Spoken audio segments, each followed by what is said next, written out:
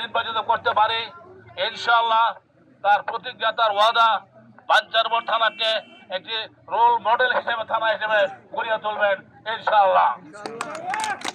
তাই আপনাদের আশা করব আমরা এদিক সেদিক ঘোরাঘুরি না করে, বিকল্প চিন্তা ভাবনা না করে জনাব তারেকদের সমর্থিত ব্যক্তি এবং ব্যক্তিগত ভাবো আমাদের জনাব তারেকদের সাথে ওনার ব্যক্তিগত সম্পর্ক আছে, অত্যন্ত মধুর সম্পর্ক, এবং ওনাকে যদি আপনারা সংসদে পাঠাইতে পারেন, আমরা তাকে সংসদে পাঠাইতে পারি, তাহলে অবশ্যই আপনারা সবাই উপকৃত হবেন, তাতে কোনো সন্দেহ নাই।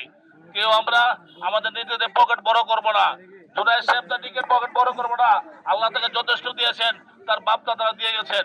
অতএব যদি ওনাকে আমরা সংসদে পাঠাইতে পারি তাহলে শুধু উনি সংসদ সদস্য থাকবেন না, ইনশাআল্লাহ এই দেশে ক্যাবিনেট মন্ত্রী পর্যন্ত হবেন আল্লাহর রহমতে।